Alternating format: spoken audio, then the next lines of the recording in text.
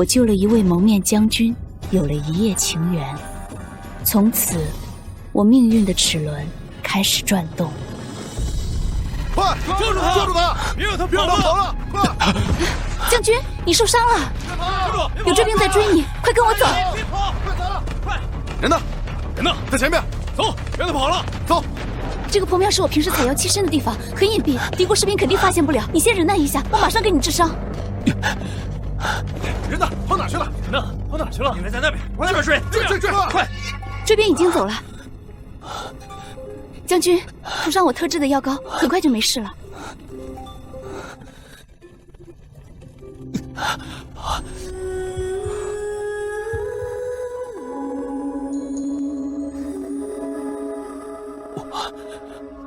我要你，将军，你干什么？好难受，好难受。飞花毒，将军中了敌国特产飞花毒，1个时辰之内不与女子交合，就会经脉尽断，没有性命。你快走，我快控制不住了。可是如果我走了，你会没命的。杀了我，可报你民钱。将军，民妇出身卑微，怎么值得将军以命相救？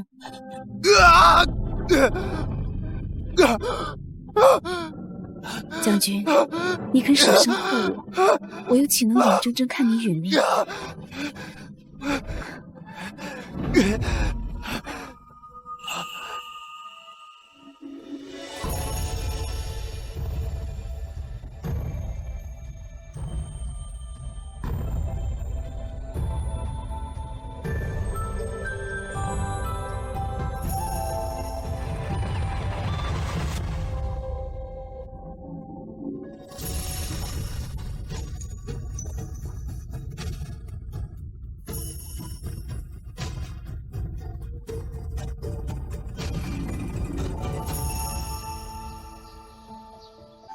你舍弃清白救我，我此生定不负你。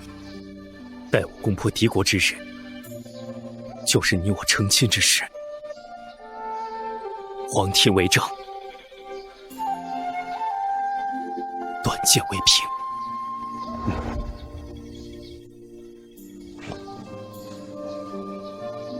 将军，你我虽也有了肌肤之亲，但始终无名无分，所以我只能暂时离开。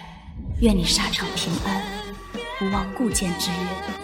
最好是成全，含笑一度你容颜，天地多辽远。别走，别走，你别走！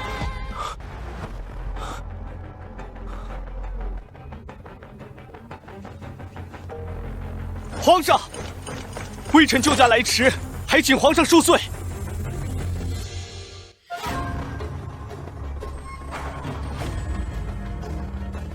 林护卫，有一位女医，肩部有蝴蝶胎记，你一定要替朕找到她。女医？她救了朕，朕给她贴身短剑，你要找到她，朕要立她为后。那夜之后，我便身怀有孕，兄嫂丝毫不念骨肉之情，将我赶出了家门。他们两人更是对我避之不及。现在恰逢寒冬腊月，我的孩子就要出生了，无依无靠的我，难道注定难逃此劫？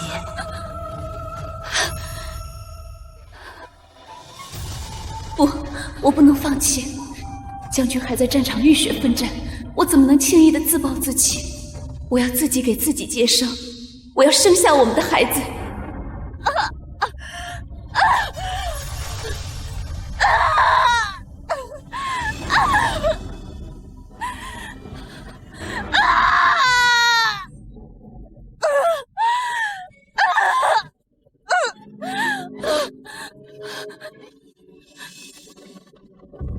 纵然艰险，我也要试一试。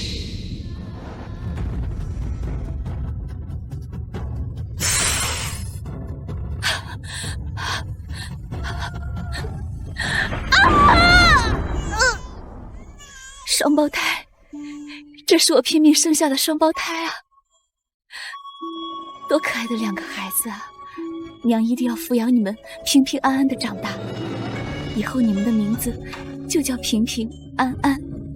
有了你们，哪怕未来有再多的艰险磨难，娘也不会惧怕。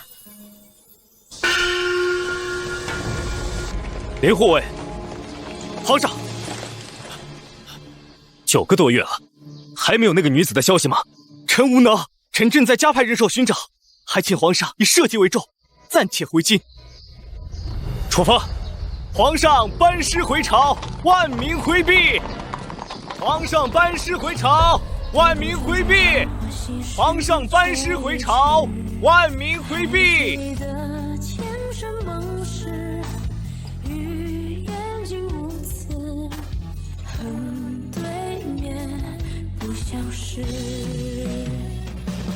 我愿化作望断天涯那一方青石，篆刻心头是你的名字。娘，山下有人叫我们野孩子，说我们没有爹。平平安安乖，别听他们胡说，你们有爹。那我们爹在哪里呢？你们的爹7年了，将军始终没来找我。不知他是捐躯疆场，还是已经把我忘了。娘，你在想什么？乖，你们现在还小，有些事情啊，娘以后再跟你们解释。但是你们要记住了，你们有爹，而且你们的爹是一位大英雄。真的吗？7年来，山下人传我的风言风语从未停过。如果不闻不问，平平安安，将来如何抬头做人？平平安安，走，跟娘下山。孩子们，如果真的等不到你们的爹，就让娘来做你们的屏障。起来吧，皇帝啊，你已经26岁了，至今尚无子嗣。孙丞相和其他重臣们在他们家族中选了一批秀女，定能让我们皇家开枝散叶。皇帝，如果这批不喜欢，那就换一批吧。好了，母后，儿臣还有要事，今日就算了吧。皇帝，眼下还有什么要紧的事比得过皇嗣？将来的锦绣江山，谁人继承？哀家如何面对列祖列宗啊？母后莫急，哀家如何不急？你不大婚不立后，哀家依你了。哀家只想让你选几个秀女，为皇家绵延子嗣。为什么你一个都看不上呢？母后，儿臣对这些庸脂俗粉实在提不起兴趣。你是想气死哀家不成？哀家不管，待会儿哀家挑几个秀女，从今天开始轮流侍寝。母后，你又何苦苦苦相逼呢？启奏太后，老奴倒有个愚见，16寓意多子，不如让民间1000名孩童进宫办个流花宴，说不定这么一祈福呀，皇家就开枝散叶了。好，好，就这么办。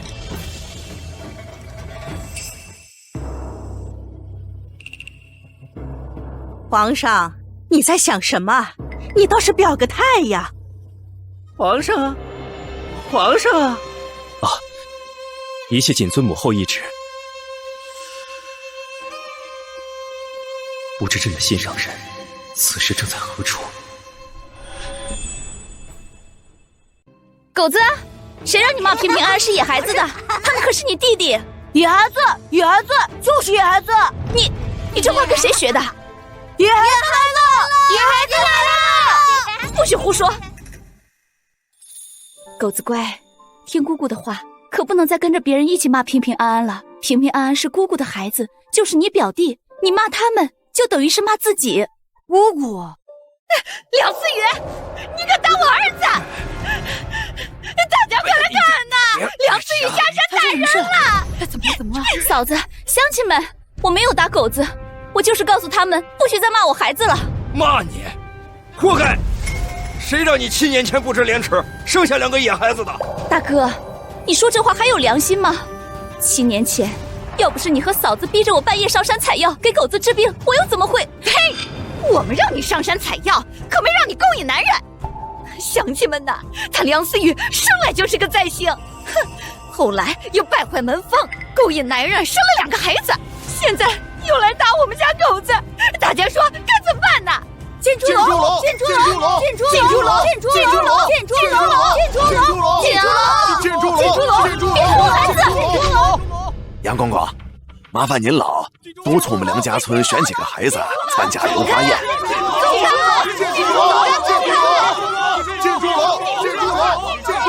这俩孩子怎么那么像小时候的皇上啊？杨德禄，走开！难道他们是流落民间的皇子？走开！走开！走开！住手！不许伤害这俩孩子！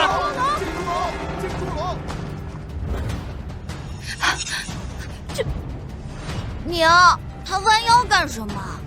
公公，您这是干什么？折煞我们了。这俩孩子是谁呀？回公公，这俩孩子可亲近不得。他们的娘梁思雨生来就是灾星，后来不知和谁苟合生下他们。瞧他们这不懂规矩的样子，冲撞了公公。梁思雨，还不赶紧跪下！请公公见谅。快起来，快起来！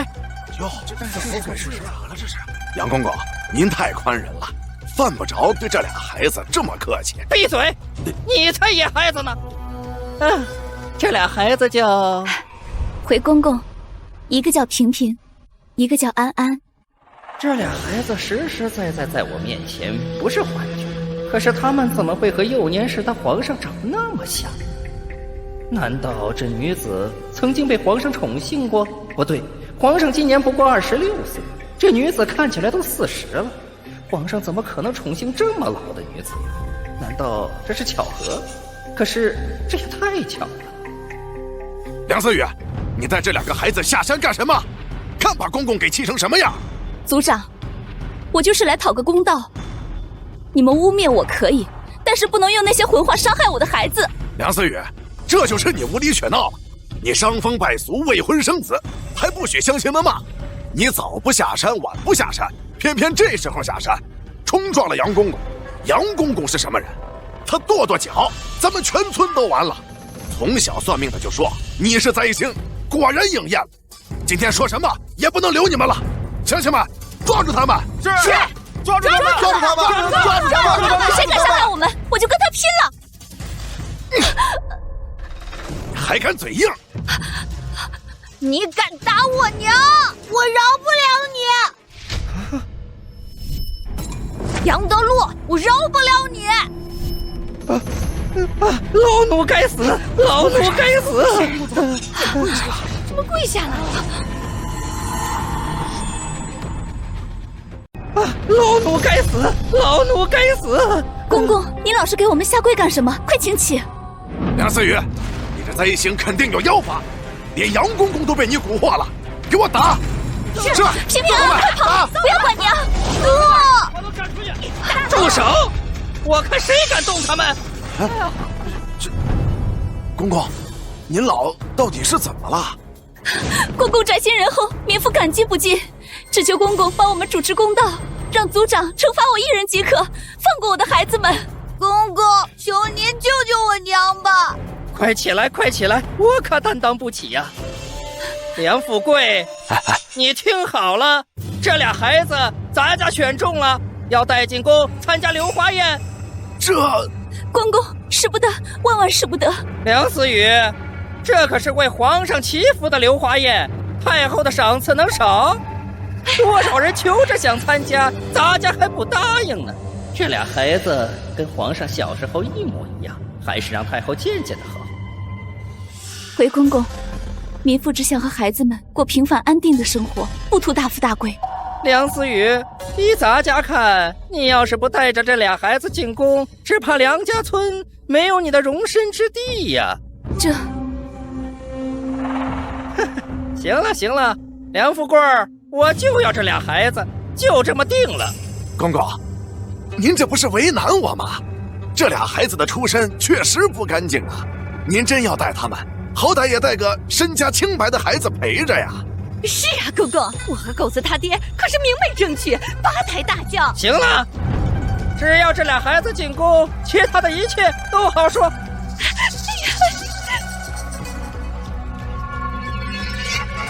林护卫，整整7年，为什么连一个女子都找不到？皇上息怒，臣担心，恐怕那女子只是皇上梦中所见，并非胡言乱语。她明明是一个真真切切的女子。可是您说，那女子1会医术，2有胎记，3有短剑。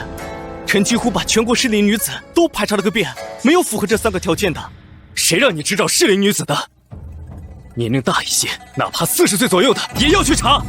年龄大，那应该不会得到皇上的宠幸啊。林护卫，朕只说一次，仔细排查，一个都不许漏。遵旨。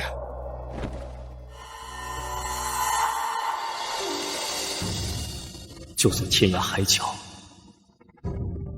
朕也要找到你。皇上驾到！吾皇万岁万岁万万岁！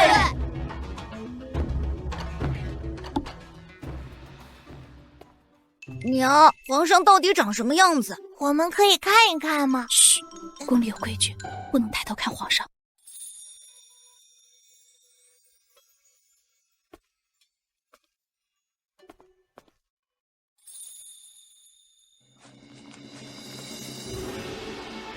好了，皇上只是上朝路过，柳花宴明日正式开始，你们都先下去吧。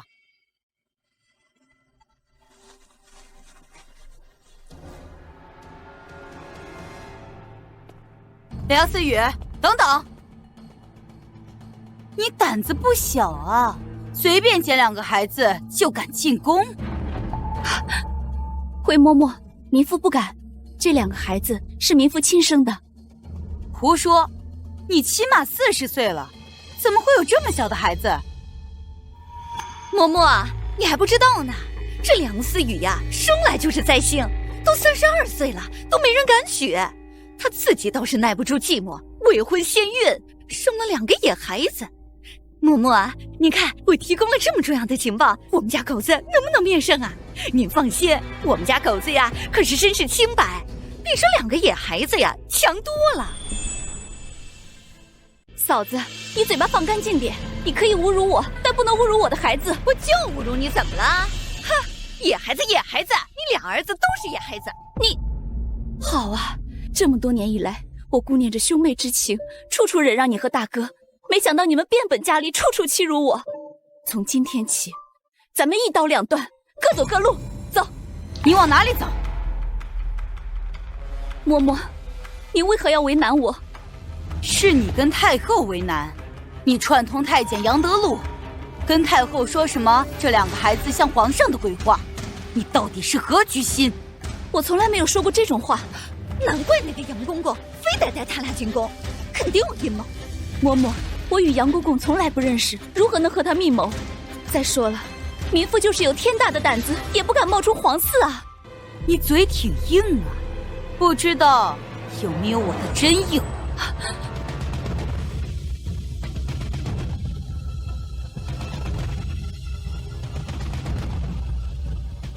不要碰我娘！走开！平平安安，没事吧？没事吧？我扎你这个伤风败俗的东西！住手！这个声音怎么那么像蒙面将军？将军，是你吗？皇上，皇上万岁万万岁！是皇上，民妇参见皇上。容嬷嬷，吵吵闹闹，成何体统？皇上，是这个叫梁思雨的不守规矩。罢了，他们初来宫中，难免不通宫中礼仪，不要为难他们。可是皇上，他怎么？你想抗旨吗？奴才不敢。起来吧。谢皇上，快来，娘看看，受伤了是吧？疼不疼啊？奇怪，朕看到他们受伤，为什么心会痛？他们的样子，朕也颇感眼熟。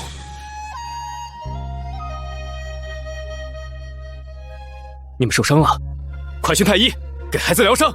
皇上，不敢劳烦太医，民妇粗通医理，可以给孩子治伤。这声音怎么如此像他？而且他竟然也通医理。放肆！皇上给你宣太医，你竟敢不谢恩，还吹嘘自己懂医？住口！那女子，你先给孩子疗伤，试试吧。是。你们俩忍耐一下，敷上娘特制的草药，很快就没事了啊。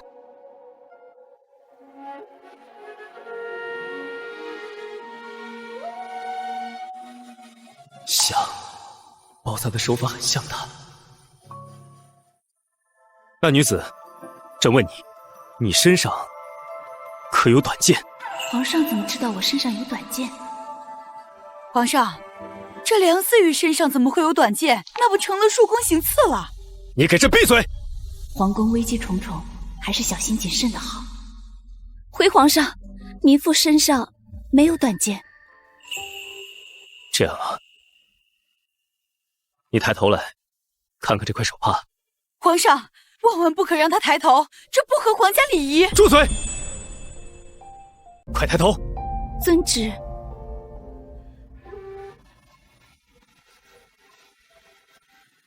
皇上，大事不好了！何事？敌国来犯，已攻破2座城池。可恨的敌国！7年前，朕曾率兵将敌国击退，如今还敢卷土重来。传朕旨意，召集众大臣，殿内议事。是。皇上，皇上，你这个不知廉耻的女人，还想勾搭皇上？嬷嬷，我没有。我只是觉得皇上像我一个故人，我想看看皇上。大胆！你算什么东西？也敢看皇上？我先刮花了你的脸，看你还敢不敢勾引皇上？娘，娘，不要！你们干什么？你们干什么？娘，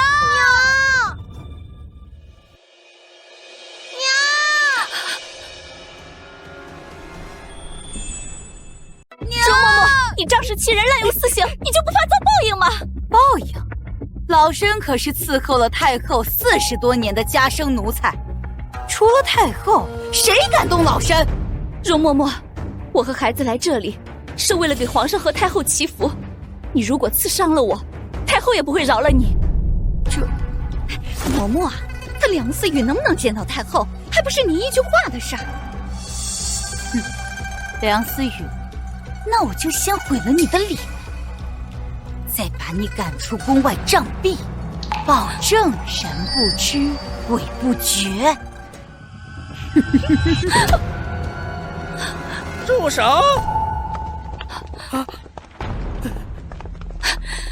嫔嫔啊，多谢杨公公。杨德禄，你少管闲事。咱家不管闲事，咱家只传太后懿旨。梁思雨，太后要召见所有参加流花宴的孩子和妇女们。你们娘仨还在这磨蹭什么呢？民妇知错，嫔嫔安安，快走。嬷嬷，就这么算了？他们以为见到太后，老身就没办法收拾他们了吗？太后，你可要为奴婢做主啊！有个叫梁思雨的，他辱骂奴才，是狐狸。梁思雨可有此事？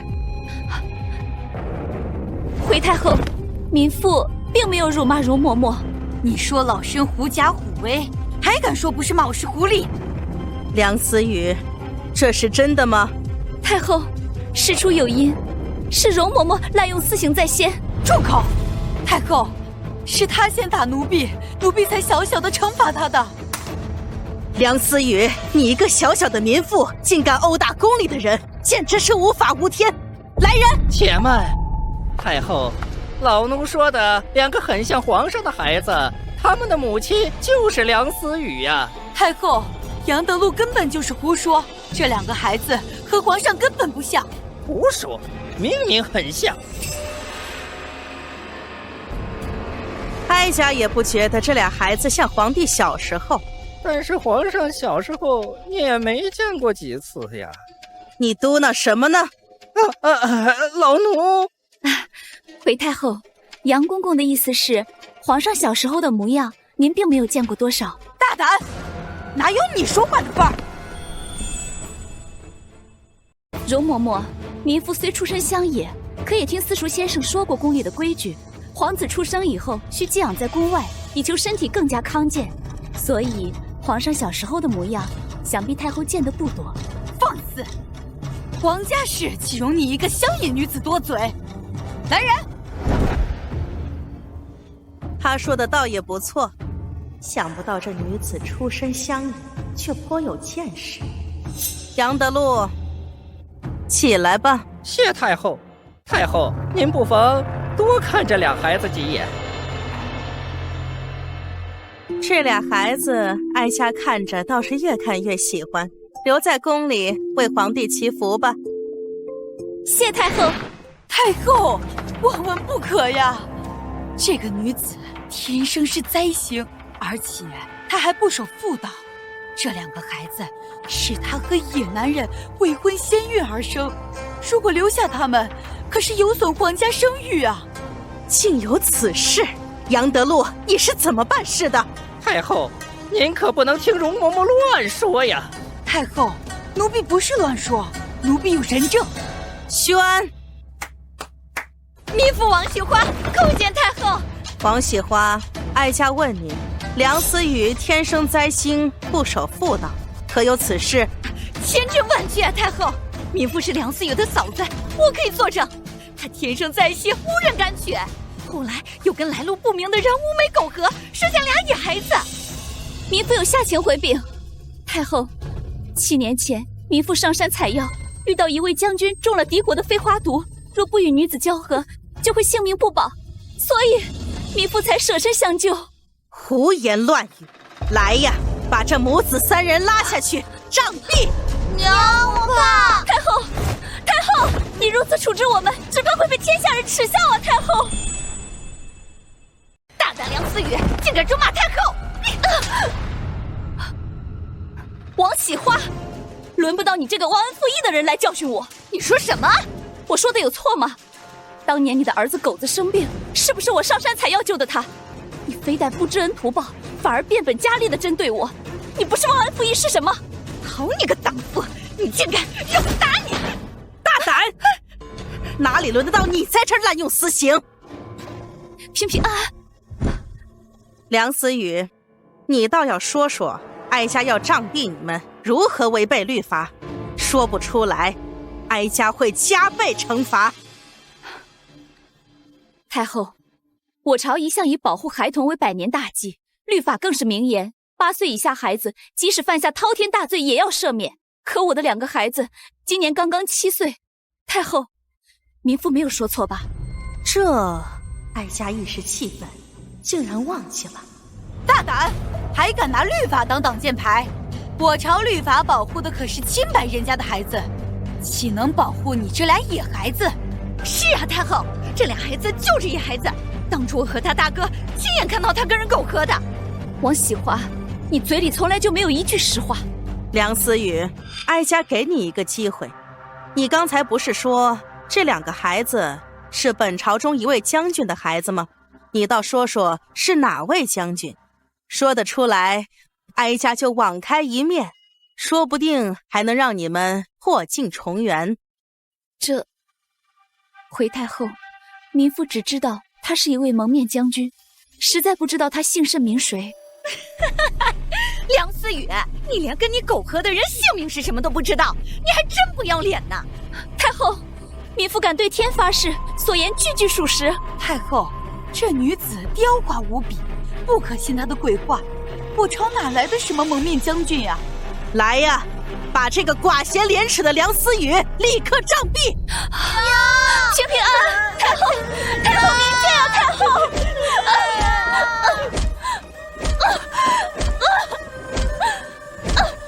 着。太后，我朝确实有一人喜欢蒙面打仗。谁呀？哀家怎么不知道啊？是皇上。皇上，闭嘴！还敢提皇上？太后，刚刚这梁思雨还企图勾引皇上呢。梁思雨果然风流成性，立刻杖毙！住手！皇上驾到！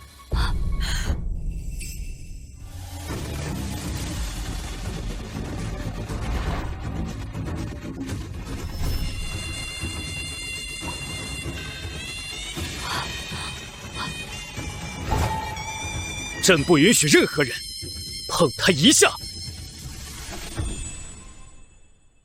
皇上真的是蒙面将军，难怪他这么多年都找不到我们母子。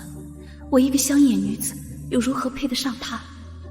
可怜平平安安，此生怕是再也不能和亲爹相认了。求求你救救我娘吧！为什么就要看到这两个孩子哭，朕就如此心痛？朕会的，去找你娘吧。不怕不怕，娘没事啊。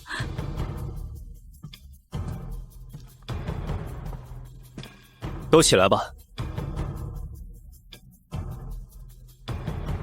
母后，还请母后饶了他们母子三人吧。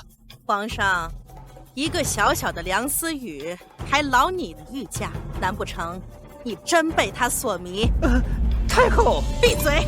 此事都是因你而起，待会儿我再找你算账。母后，儿臣今日才见过他们，何谈被他们所迷？而且，不知是何缘故，儿臣只要见到他们受苦，内心便会心痛不止。皇帝，只有见到至亲至爱的人受苦才会心痛。刚才你不是说第一次见他们吗？至亲至爱？难道皇上和我们是至亲至爱？蒙面将军就是皇上。母后，毕竟他们母子三人是为儿臣求子祈福而来，还请母后饶了他们吧。祈福？不守妇道的人还给皇家祈福，哀家今日非杖毙他们不可。太后，今日是皇上的祈福宴，您杖毙我们不要紧，只怕会冲撞了皇家的喜宴，请太后三思。太后，如果留这个女人在世，只怕才会冲撞了皇家喜庆，辱没了皇家名声啊！放肆！卢嬷嬷，你心肠歹毒，搬弄是非，我看该杖毙的人是你吧。皇上饶命！皇帝，你越来越胡闹了。哀家给你选了那么多秀女，你眼皮都不抬一下，现在居然为了这么一个不堪的女子和哀家打擂台。母后，儿臣心中此生只对一位女子心动，对其他秀女根本提不起兴致。这皇后之位也是为那女子所留。不知道是哪位女子让皇上如此痴情。那你如果要永远找不到那位女子呢，那就永远不开枝散叶了吗？你让哀家如何去面对先帝和列祖列宗啊？若列祖列宗真的在天有灵，也不会让咱们去为难一对母子。还请母后开恩，还请母后开恩。多谢太后。太后，你可不能就这么放过他们呀！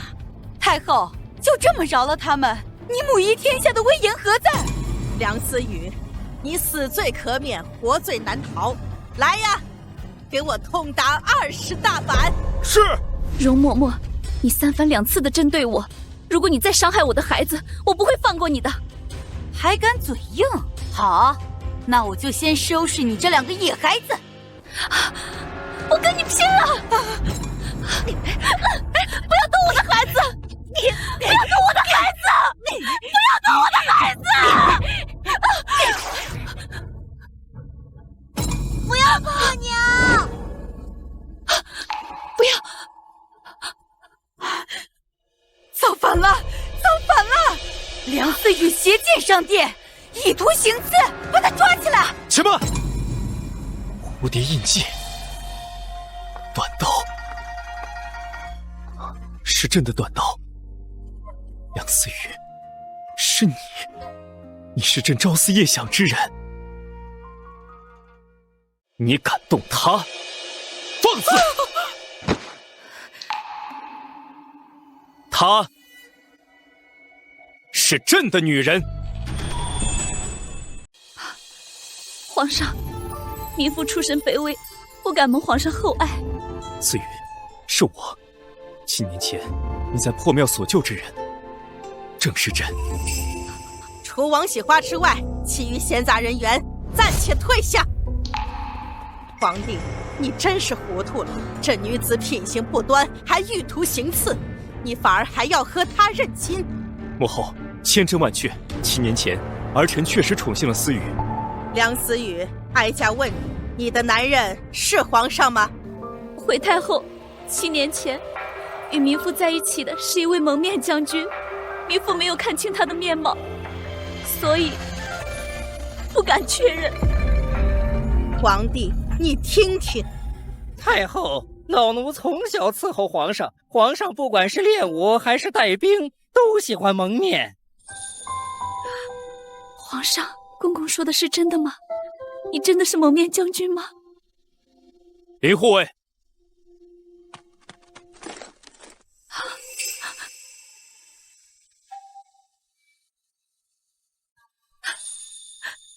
是皇上，是皇上！我的蒙面将军，居然是皇上！你知道吗？为了你的一句承诺，我冒着生命危险生下了2个孩子，我就期盼着有一天能和你相逢。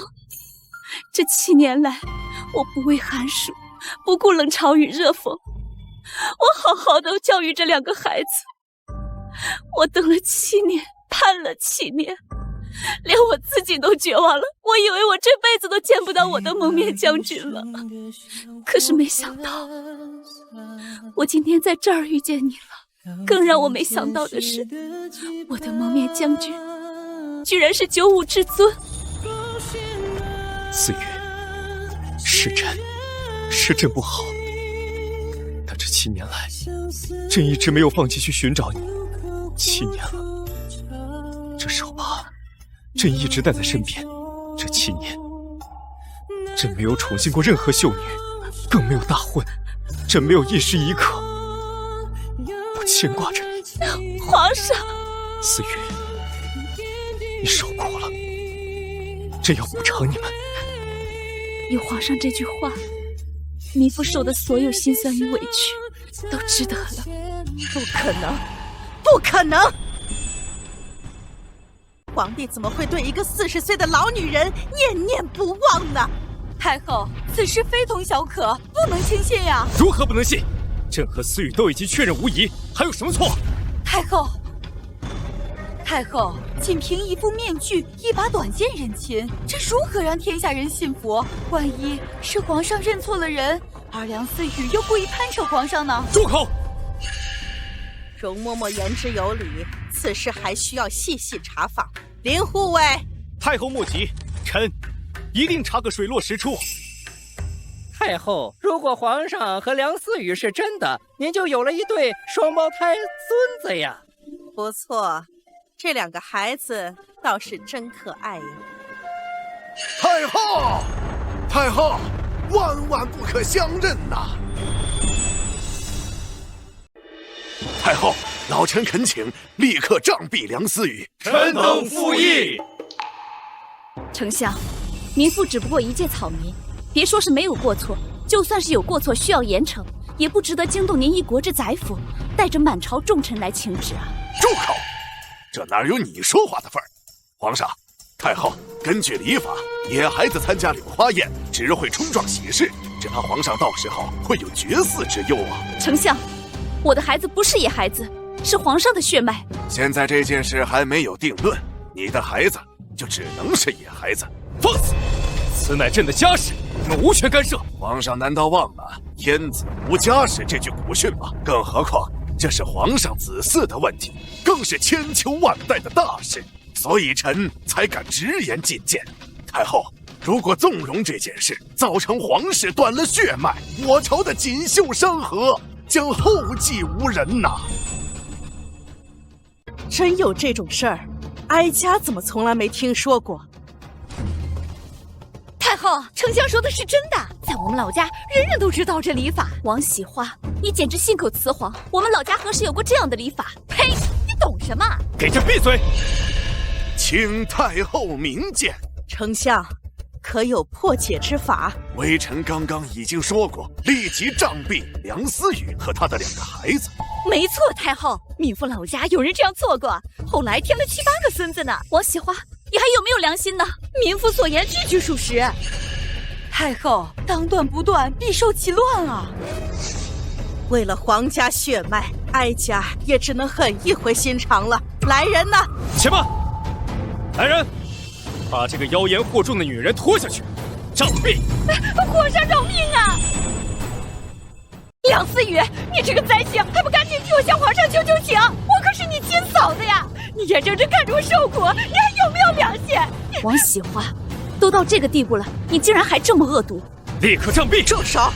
皇帝，现在不是你感情用事的时候，尤其是关乎到皇家的血脉，哀家绝不会由着你的性子胡来。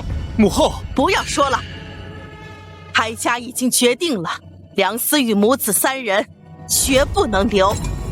太后，糜夫并没有犯错，您这样做有失公允呢。太后，娘，住手！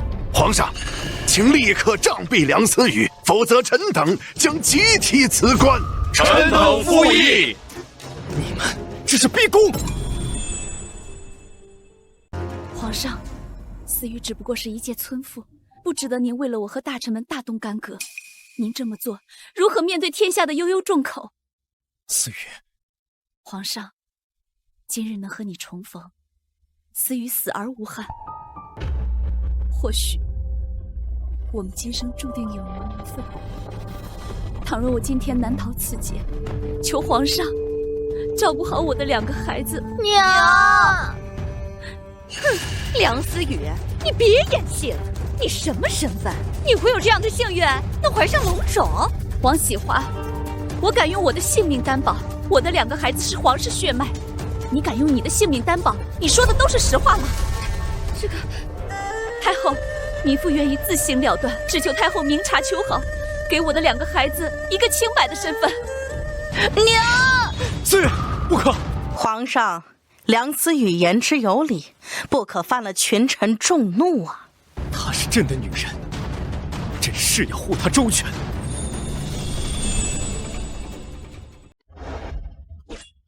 思雨，不可！娘，皇上，国事为重，有你这句话，思雨死而无憾。思雨，朕如果连自己心爱的女人都护不住，枉为一国之君。你到底想干什么？她只是一个40岁的老女人了。母后，在儿臣心中，思雨就是这世上最美、最好的女人。皇上，不要说了。就算今日朕不当这个皇帝，也不允许你们伤害思雨。皇上，您是一国之君，可千万不可说这样的话。好了好了，皇帝，今天确实是大喜之日，伤人性命确实不合时宜。这样好了，将梁思雨母子3人流放3000里，永世不得回京。太后，3000里之外都是苦寒之地，2个孩子怎么受得了？求您流放我1人即可，放过您的2个孙子吧。来人，立刻拿下梁思雨！住手！母后，此等子虚乌有的礼法，不可轻信啊！皇帝，事关皇家血脉，哀家不能不小心谨慎呐。太后，民妇愿意领一切罪责，求您放过2个孩子。快拿下梁思雨！我看谁敢！皇帝，如果你要再这样胡闹，我们皇家可就真的要断子绝孙了。太后，皇室没有断子绝孙，您的2个孙儿就在您眼前，求您庇护他们吧。大胆！这都什么时候了，还敢拿野孩子来冒充皇家子嗣，梁思雨，你年过40，7年前也30多岁，哀家实在很难相信皇帝会宠幸你。哀家猜测，毕竟当时皇帝年轻，被你勾引所致。太后，臣已查明所有真相。太后，民妇当年并没有有意勾引皇上，否则愿遭天谴。住口！林护卫，查到什么，你要一五一十地讲出来。如有半点谎言，哀家绝不饶恕。臣不敢。臣审问当时的敌国俘虏，7年前皇上的确中了飞花毒，不和女子交合便会有性命之忧。臣也查明，当时皇上遇险的山确实是梁家村的后山，而皇上遇险的那天夜里，方圆几十里上山的人，有且只有梁思雨一人，而且村里只有梁思雨的肩膀上才有皇上说的蝶形印记。何况梁思雨身上还有皇上的御赐短剑。太后，林护卫所言句句属实。母后，儿臣也可作证。娘，皇上真的是我们的爹吗？是个大英雄。是啊，平平安安，皇上就是你们的爹。想当年，他年纪轻轻就带领兵马打败了敌军，当然是大英雄了。皇儿啊，这个梁思雨比你大了10几岁，你怎么单单对他念念不忘呢？这个梁思雨比你大了10几岁，你怎么单单对他念念不忘呢？母后，思雨乃是朕的救命恩人。皇上不可这么说，您洪福齐天，自然遇难成祥。坏了，如果梁思雨真的进了宫，还会有我的好果子吃吗？梁思雨进了宫，杨德禄就是头功一件，不行，绝对不能让他顺利进宫。梁思雨进宫，皇上就有了2个皇位的继承，那么我多年的筹谋就会毁于一旦。我必须得想个办法。梁思雨，你大胆！你竟然以皇上的救命恩人自居，我看你当初不是刻意帮助皇上，而是故意接近皇家吧？你可真是居心叵测呀！请太后明鉴，容嬷嬷所言并无道理。民妇当初救皇上，纯粹是不想看着我朝将军命丧敌军之手。况且，民妇当初并不知道蒙面将军就是皇上，谈何故意接近皇家，何来居心叵测？民妇当初并不知道蒙面将军就是皇上，谈何故意接近皇家，何来居心叵测？你，思雨头脑聪慧，言语敏捷，他朝如果为后，定会是朕的贤内助。先帝爷呀，您睁开眼睛好好看看吧，皇家的体统何在？皇家的颜面何在呀？孙丞相，有话不妨直说，何必阴阳怪气？太后，这女子跟皇上在野外苟合，实在是有损皇家体面。若天下女子皆是如此，您还如何母仪天下？依臣之见，请立刻对梁思雨施加严惩。孙典成，你大胆！丞相，该严加惩戒的恐怕是您。丞相，如果皇上真的惩罚于我，才是真的不顾皇家体面。大胆！你在胡言乱语什么？太后，如果皇上真的为了所谓的体面，不认自己的孩子，让皇室血脉外流，这是不忠不孝于先帝和您。皇上如果真的惩治于我，这是害自己的救命人，害自己的黎民百姓，这是让皇上陷入不仁不义之中。孙丞相，原来你想让朕背上一个不忠不孝、不仁不义的骂名啊！太后，梁思雨不能进宫，她天生灾星，如果贸然进宫，恐怕对皇上的龙体有损害呀。王喜华，这简直是无稽之谈，我如何是灾星了？你难道不是吗？你32岁了都无人敢娶，村里人都说了，谁要娶了你，准保倒大霉。这些根本就是无稽之谈，请太后明鉴。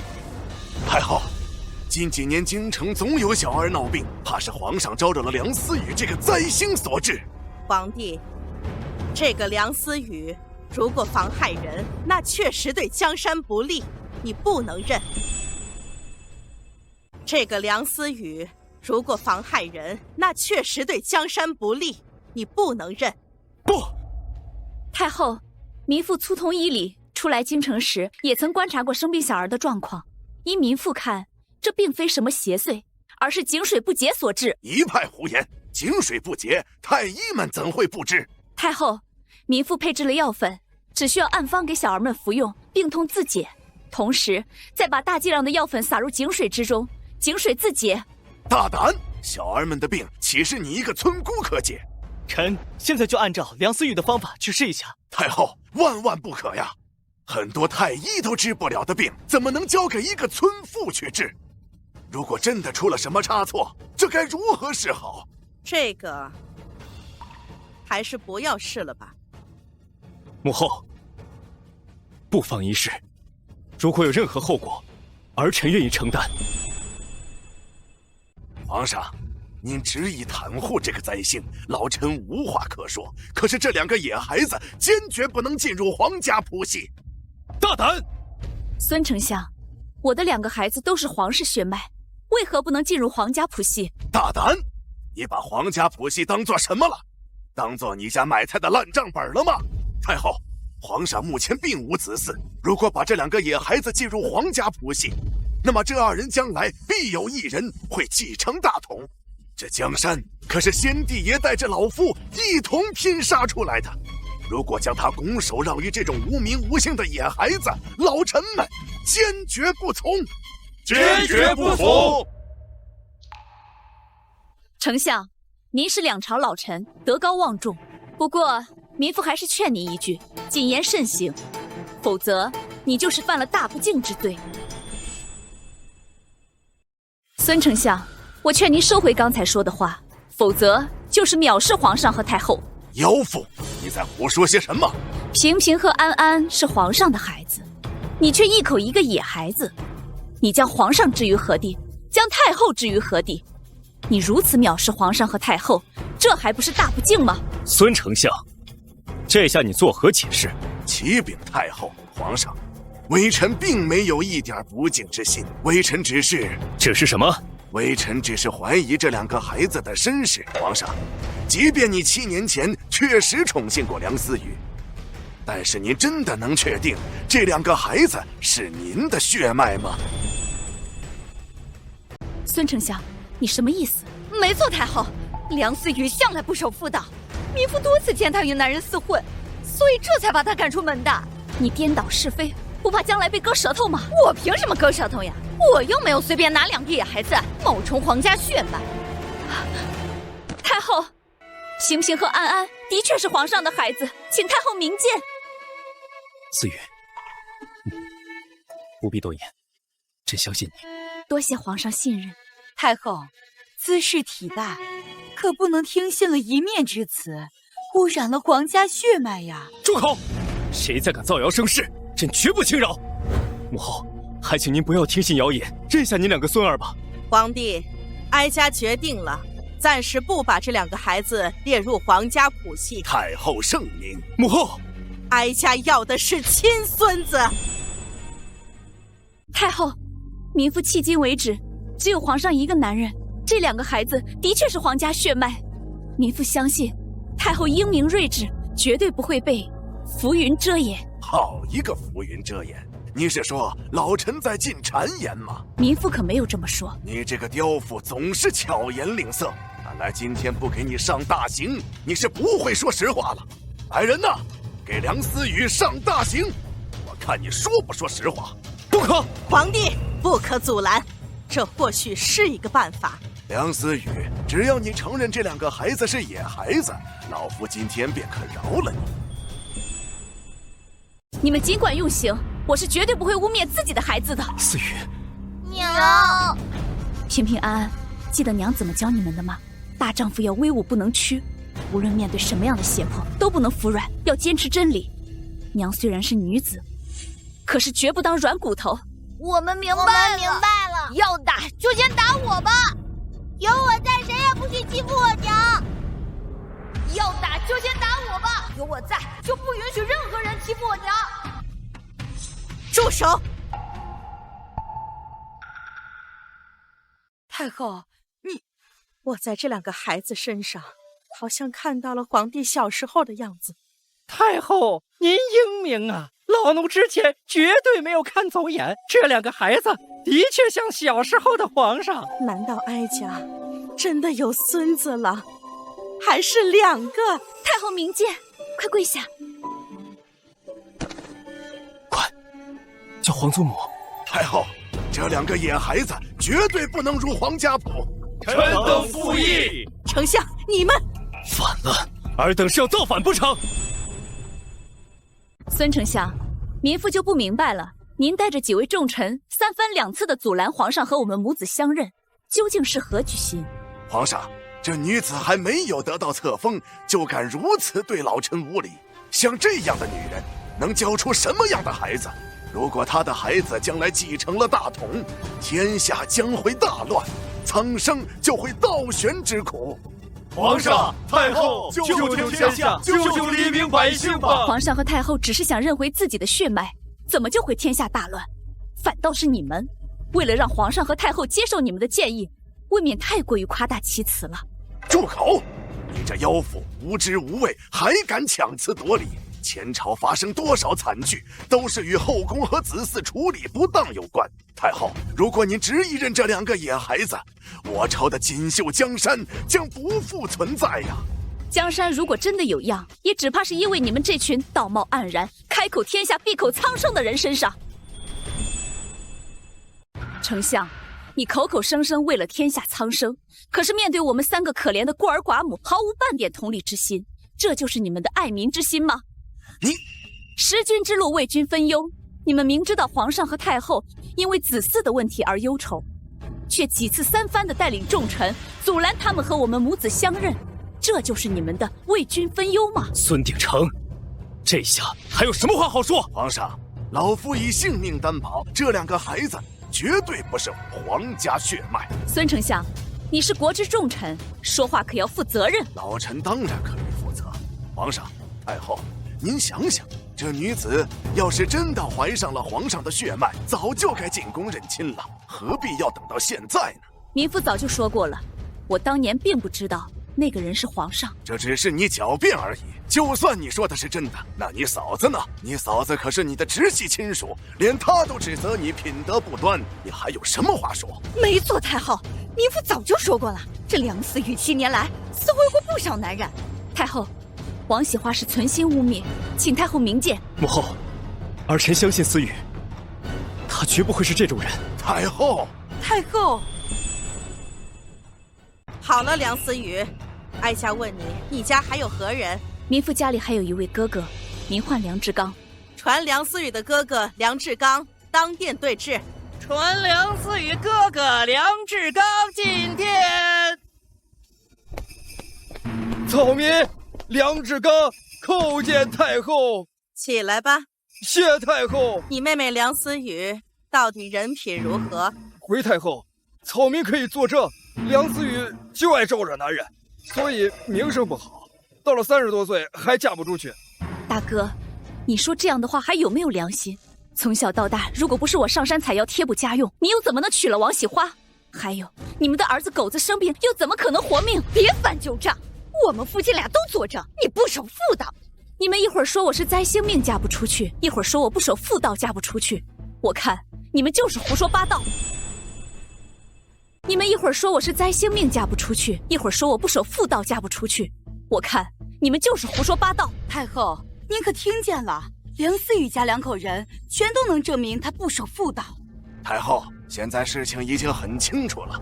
如果梁思雨真的怀了龙种，像他哥嫂这样的人，岂能不愿意当皇亲国戚？丞相言之有理。太后，像梁思雨这种不守妇道，还利用野孩子冒充皇家子嗣的女人，就应该打入天牢。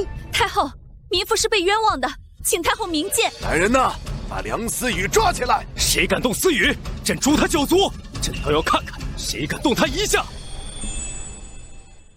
皇上，不可因为我失了体面。无妨。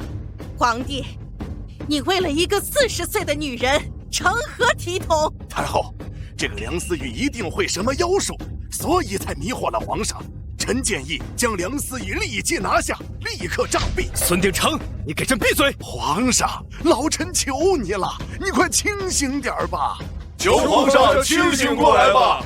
朕现在比任何时候都要清醒。皇儿，你看看你现在都成什么样子了，还说清醒？太后，皇上虽然过激，可是也是为了保护自己的至亲至爱，是人之常情。如此一个能保护自己至亲至爱的皇上，必定是能体恤万民的皇上啊！皇上万岁！皇上万岁！皇上万岁！太后，梁思雨的哥嫂已经证明了，这两个野孩子根本就不是皇上的骨肉，谈何至亲至爱？皇上一定是被这个妖妇给迷惑了。恳请太后明鉴。好了，哀家有主意了。梁思雨，哀家问你，你和皇上邂逅是几月？回太后，是当年3月。那这两个孩子又是几月出生的？是当年腊月。大胆！按你所说，这两个孩子根本不足10月，可见根本不是皇家血脉。太后，平平安安是早产儿，所以民妇才给他们取名叫平平安安，以求他们能够顺利平安的长大。太后，梁思雨根本就是在撒谎！住口！梁思雨，哀家再问你，你说他们是早产儿，当日的接生婆是谁？你可敢让他们当殿对质？回太后，民妇当年生产时，并没有接生婆，是民妇自己接生的。双胞胎，这是我拼命生下的双胞胎啊！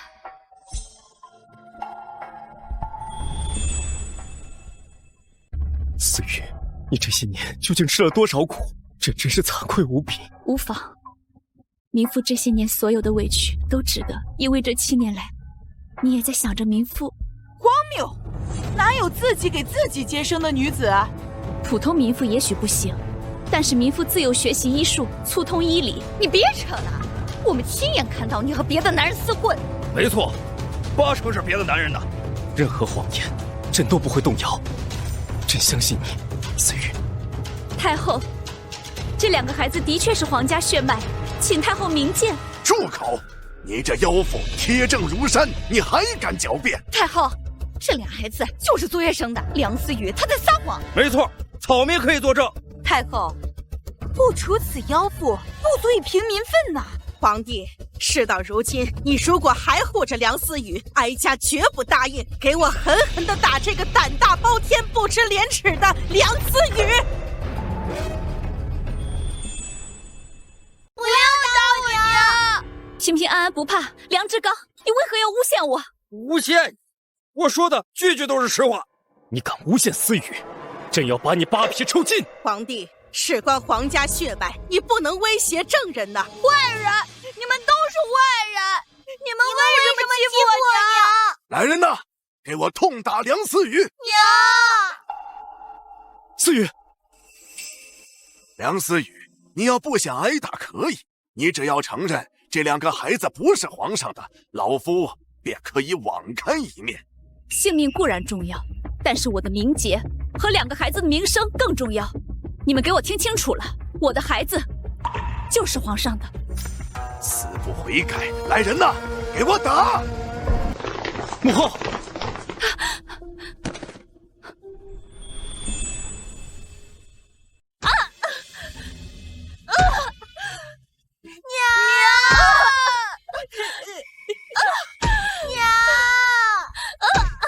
梁志刚，你全然不念一点兄妹之情吗？你傻呀！如果让他跟皇上认了亲，当了娘娘，还有咱们的活头。是啊，梁思雨会报复我们的。梁志刚，有本事看着我的眼睛说话！不要打我娘！平平安安。退下！思雨，今日只要有朕在，朕不会让任何人伤害你。皇上，这妖妇不守妇道，还妄图攀龙附凤，你还护着她干什么呀？丞相，你这是妄加揣测，民妇根本没有攀龙附凤。不攀龙附凤，你进宫来干什么呀？那是因为杨公公说我的孩子像皇上，所以非要带我们来进宫的。杨公公从小服侍皇上，连他都说我的孩子像皇上，为什么你们就是不肯承认？杨德禄，哀家的流花宴都被你搞砸了。太后，我看这杨德禄和梁思雨早就串通好的，必须要严加拷问。容嬷嬷，你还真毒啊！太后，老奴也是害怕皇家血脉外流啊！拉下去！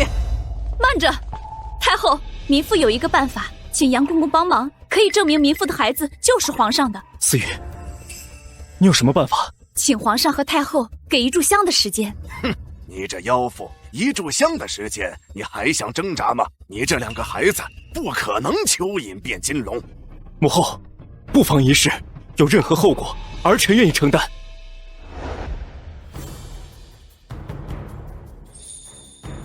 诺，2位小公子，快跟老奴走。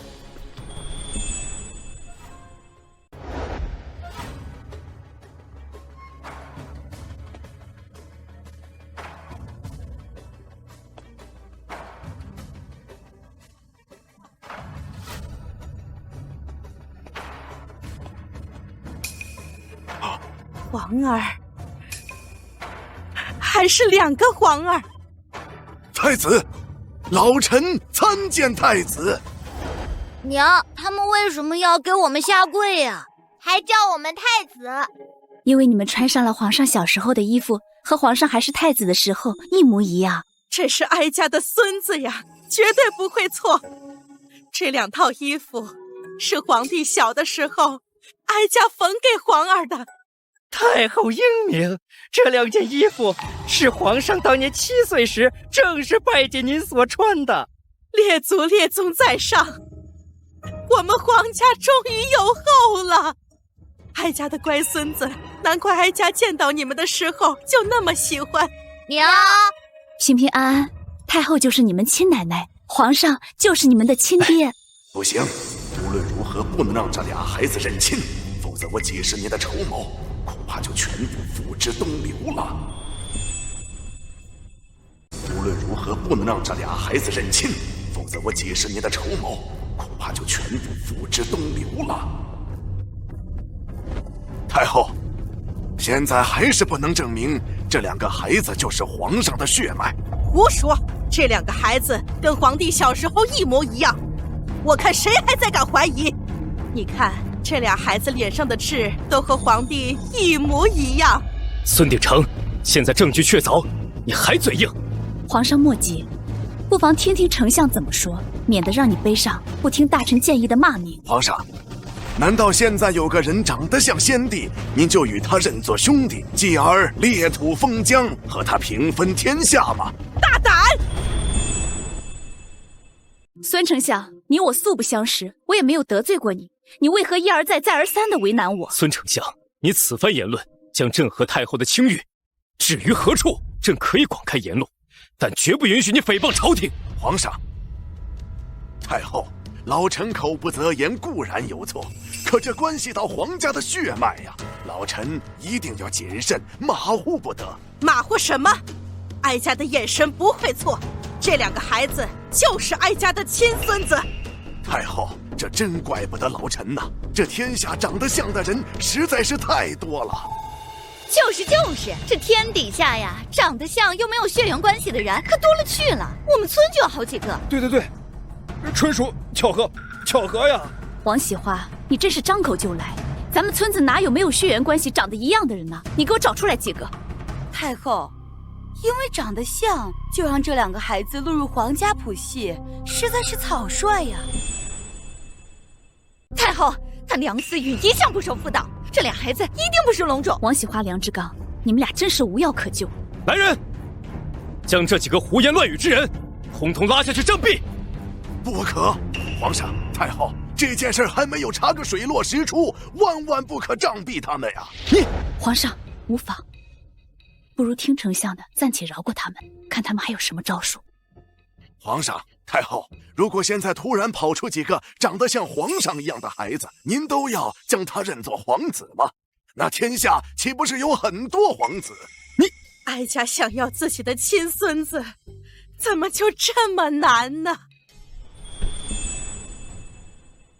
孙丞相，民妇到底要怎么做，你才相信我的2个孩子是皇上的孩子？这太后，看来只能按照宫廷验亲的最终法子，滴血认亲了。不可，滴血验亲的话，皇上需要流血，有损龙体，这样也有损皇家颜面。哼，梁思雨，我看你是心虚了吧？对，没错，你就是心虚了，不然你不会不敢滴血验亲吧？闭嘴！朕意已决，滴血认亲。皇帝不可呀！母后，无妨，朕要给思雨和他们母子3人一个真正的名分，让他们洗尽冤屈。这个梁思雨自称统一，第一反应却是不敢滴血认亲。看来这俩孩子的身世必有蹊跷。皇上，如果您与这2个孩子的血不能相容，臣恳请立刻杖毙梁思雨。不行，朕不允许任何人伤害思雨。皇上，无妨。孙丞相，民妇敢承诺，但是如果我孩子的血和皇上的血相融了，你拿什么作赔？老臣以性命相抵。你们呢？赔就赔，我们也拿性命抵。好，取水来。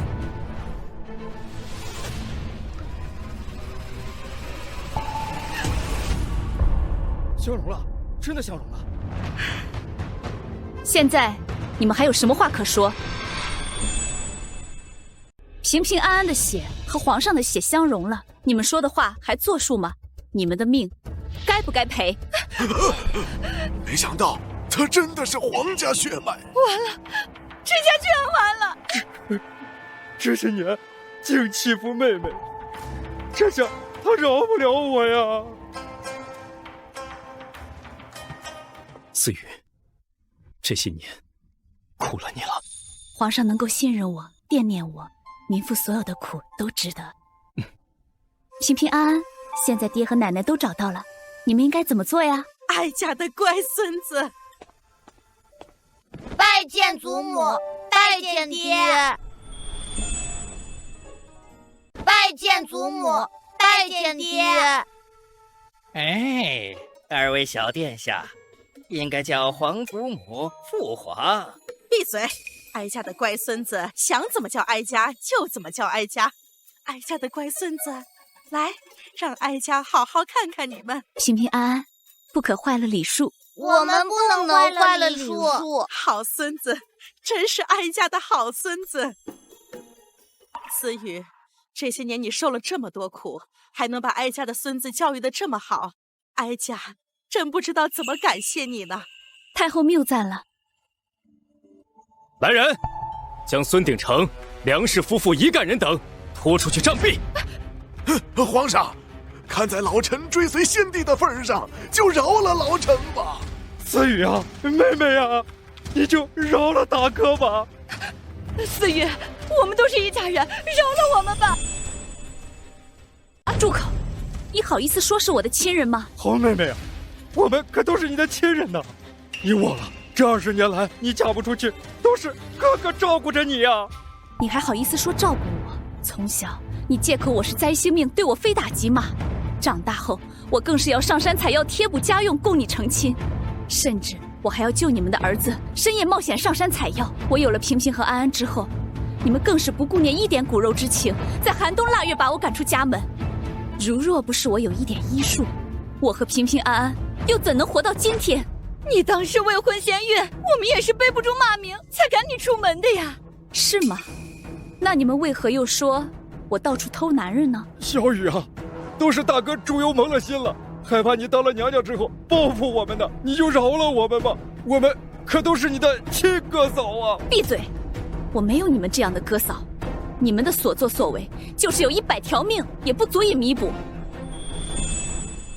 梁志刚、王喜华，你们的所作所为，就是死1000次、10000次，也都是咎由自取。思雨，你就饶了我们吧，饶了我们吧！思雨，我替你们梁家生了狗子，开枝散叶了。思雨，你可不能害我呀！如果我要是死了，狗子就没娘了呀！对呀，你就看在你大侄子狗子的面子上，你就饶了我们吧。我们可都是他的亲生父母啊！你们好意思为人父母吗？狗子那么纯净善良的孩子，在你们的教唆下，年纪小小的就学会骂自己的表弟。我错了，我不是人，我错了，我不是人。好妹妹，饶了我们吧！你们能有今天，都是咎由自取。来人，把他们押下去。等一下，太后，我不是故意要陷害我小公子的，是容嬷嬷指使我这么干的。闭嘴！你这刁妇，你自己害人，还想攀上我？反正我也活不了了，干脆把事实讲出来。太太后，是他，他指使我陷害梁思雨。他说梁思雨勾结杨公公，冒充皇亲国戚，他用眼神暗示我害梁思雨。哦，对了，他在走廊还用针扎思雨和小殿下呢。可有此事？回太后，容嬷嬷的确这样做过。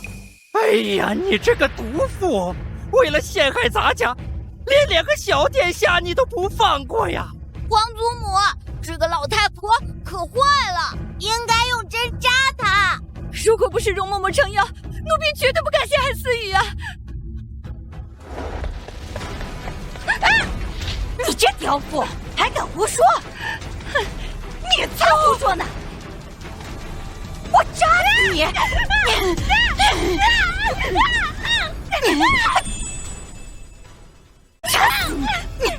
大胆容嬷嬷，你竟敢在皇上和太后的面前行刺！皇上，先帝爷曾经说过，老臣除了犯谋逆之罪，否则免死。皇上、太后，丞相就是谋逆。林护卫，京城小儿现在如何？姑娘神药，小儿们现在已经无碍了。而且臣已查明，井水不竭就是丞相勾结敌国人，在井里下药，好毁坏我朝小儿身体，企图破坏我朝100年大计。孙丞相施的，所以太医院无人敢说破。哼，孙鼎丞，朕一直奇怪，你为何一直阻挠朕认亲？原来你早已与敌国暗通款曲，此乃谋反叛国之大罪。来人，将这一干人等拉下去斩首示众。且慢，他们固然有罪，但是不可滥用刑罚。王喜花已经得到了应有的惩罚，其他人，民妇恳请把他们送到大理寺，按照我朝律法严格审讯，不可冤枉，也不可放过。老臣糊涂，皇上饶命啊！皇上饶命啊！带走。是我呀，是我。太后，皇上，民妇有一事相求。王喜花和梁志刚固然有罪，但他们的孩子是无辜的。民妇恳请皇上和太后开恩，将狗子平安地送回梁家村。思雨，你虽然出身乡野，却处事有勇有谋，还能牢记律法威严。太后谬赞了，思雨只不过是上山采药时，跟私塾先生略学过几个字而已。身处逆境，却时刻不忘提升自己，难得难得呀！你还给哀家添了2个孙子，还将他们教育得这么好，哀家真不知道怎么感谢你。那就请母后立思雨为后。什么？什么？立我为皇后？太后，皇上，民妇出身卑微，福少德薄，如果立我为皇后，只怕天下人不会信服啊。思雨，你是不愿意留在朕身边吗？不是，民妇愿此生都留在皇上身边，只愿皇上对民妇不离不弃。朕怎么会离弃你呢？朕为了找你，花了整整7年，历尽千辛万苦才找到你。朕再也不要离开你了。如此，民妇就心满意足了。民妇只愿此后跟皇上和孩子们朝夕相处，享受天伦之乐。不行，你经历了这么多，朕意已决，要立你为后。好了，皇帝，难得思雨深明大义，我看就不如先封个贵妃吧。母后不可，思雨救过朕的命，还为朕生下2个皇子，于情于理都应该封思雨为后。皇儿，思雨她毕竟顶着灾星之名啊。回太后，臣此前跟随皇上作战，屡战屡败，一度遇险。自从皇上邂逅思雨姑娘以后，臣跟随皇上与敌军作战，屡战屡胜。没错，母后，思雨还救助这么多小儿，于国有功。即日起，朕当昭告天下，封思雨为皇后。思雨不但不是灾星，还是朕的福星。可是思雨的年纪毕竟……母后，你也知道，自从儿臣班师回朝之后，就再也没有宠幸过其他秀女，也唯有思雨一人。所以朕这一生除思雨之外，绝对不会再娶第2个人。皇帝，你这是何苦呢？母后，您想让百官听到宫中秘闻吗？也罢，哀家做主，今日起封梁思雨为皇后。皇上，太后，民妇实在不敢舔去皇后之位。你怎么还自称民妇啊？你不做皇后，难道让皇帝永生不大婚吗？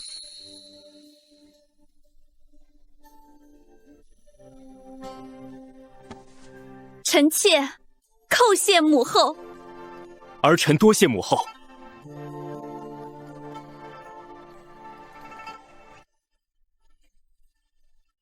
皇上，臣妾此刻只觉此生再无遗憾。不，还有一件事没完成，朕还欠你一场盛大的婚礼。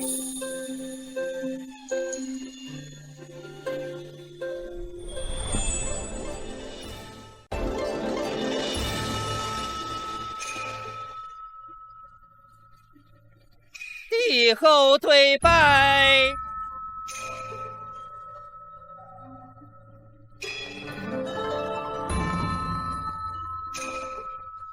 参拜太后。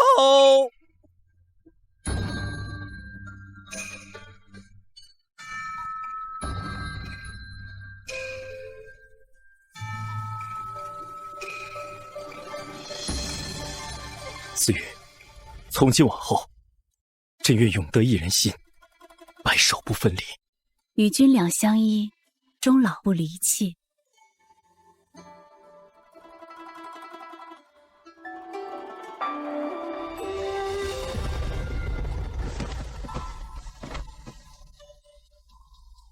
拨开迷雾有苍天，守得云开见月明。只要不离不弃，定能峰回路转。